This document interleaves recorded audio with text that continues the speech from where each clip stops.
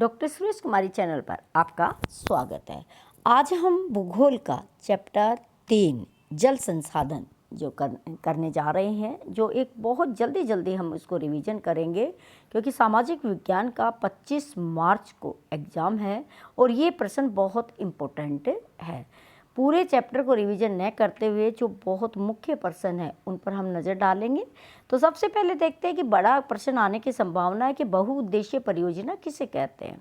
तो बहुउद्देशीय परियोजना क्या है? देखिए, वो परियोजना, वो उद्देश्य जिससे एक से अधिक उद्देश्य एक ही समय में क्या होते, पूरे होते हैं। अब देखिए, नदियों के ऊपर बांध बनाए जाते हैं और बांध बनाकर जो जल होता है उसको एक स्थान पर संग्रह किया जाता है, इकट्ठा किया जाता है और उसके साथ साथ एक उद्देश्य के अलावा और भी बहुत सारे उद्देश्यों को पूरा किया जाता है। जैसे बांध बनाया गया है बाढ़ को नियंत्रित करने के लिए, सिंचाई की सुविधा उपलब्ध करवाने के लिए, विद्युत उत्पादन के लिए, है मछली पालन के लिए, पर्यटन के लिए। इस तरह से बहुत सारे उद्देश्यों को जब एक बांध बनाकर पूरा किया जाता है तो उसी को हम क्या कहते हैं, बहुउद्देशीय परियोजना कहते हैं। तो अब हम देखते हैं कि ये बांध क्यों बनाए जाते हैं, इनके क्या लाभ है और क्या महत्व है। तो बांध बनाने के लिए क्या किया जाता है? देखिए, बांध जब बनाया जाता है तो पहला उद्देश्य होता है या पहला इसका लाभ होता है कि नदियों का जो ओवरफ्लो हो जाता है उसको रोका जाता है। बाढ़ की स्थिति को रोकने के लिए बांध बनाए जाते हैं।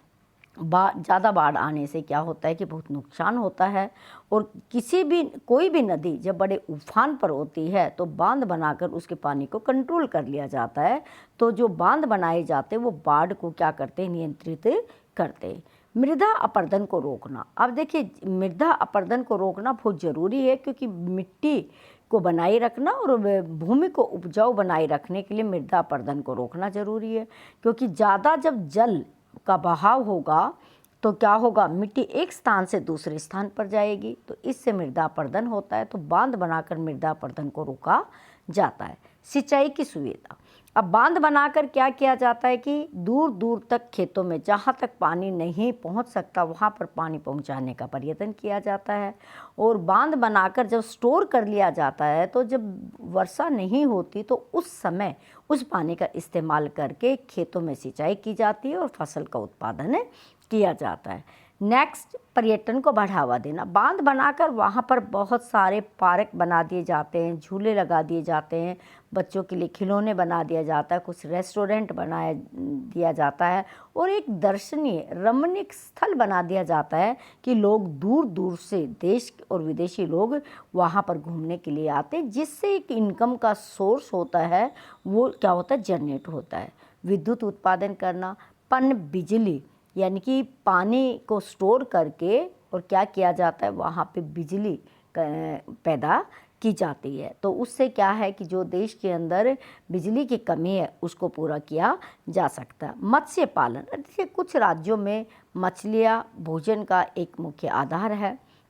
इकोसिस्टम को मेंटेन करने के लिए बांधों में क्या किया जाता है, मछलियों को पाला भी जाता है। वो क्या होता है, एक इनकम का सोर्स भी, आर्थिक व्यवस्था को मजबूत करने का एक तरीका भी होता है। नौका परिवहन और बांध बनाकर पानी को स्टोर करके उसमें नौका प्रशिक्षण के लिए नौका किया जाता है, खेल कूद के लिए, कंपटीशन के लिए, सिखाने के लिए और पर्यटकों के लिए नौका परिवहन करवाया जाता है। तो जब बांध बना लिया जाता है तो इस तरह के उद्देश्य क्या होते हैं, सारे पूरे होते हैं। ये क्या है कि एक नदी पर बने हुए बांध के ये लाभ है। इस तरह के पॉइंट बनाकर बच्चे उनको 4-4, 5-5 लाइन में डिटेल में लिखेंगे तो पूरे 5 में से 5 नंबर मिलने की क्या होती है, पूरी संभावना होती है। अब देखिए, एक प्रश्न अब ये खड़ा होता है कि क्या जो बांध बनाए जाते हैं क्या वो सही होते हैं, क्या प्रकृति के अनुकूल होते हैं? तो थोड़ा सा हम वो भी बता देते हैं। अगर इसके पक्ष, बांध बहुउद्देशीय परियोजना, इसके लाभ और हानि आते हैं। तो देखिए, हानियों में हम लिख सकते हैं कि बहुउद्देशीय परियोजना जो नदियाँ बनाई जाती है उसके बहुत सारे नुकसान भी है।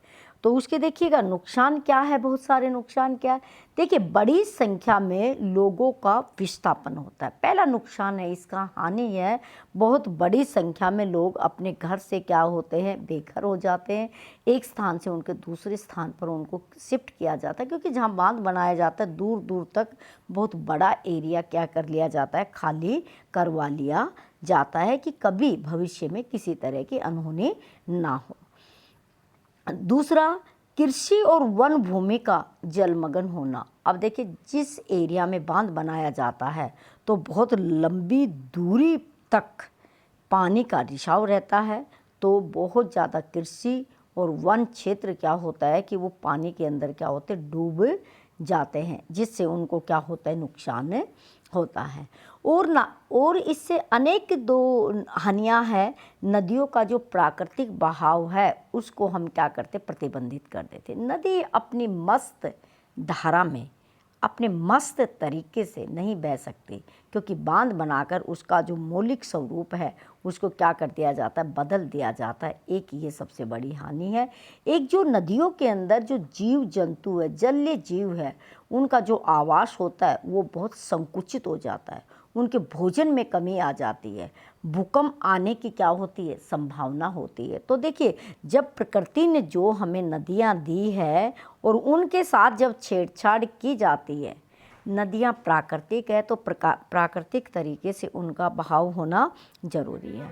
अब नदियों को, नर्मदा बचाओ आंदोलन की प्रसिद्ध जो अभिनेत्री थी मेघा पाटकर है, जिन्होंने नर्मदा बचाओ परियोजना को रोकने के लिए प्रयास किया। तो राष्ट्रीय जल नीति 2002 में बनी थी। बांधों को आधुनिक भारत का मंदिर किसने कहा था? पंडित जवाहरलाल नेहरू ने कहा था। इस वीडियो में इतना ही। Thanks for watching. हाँ बोलिए।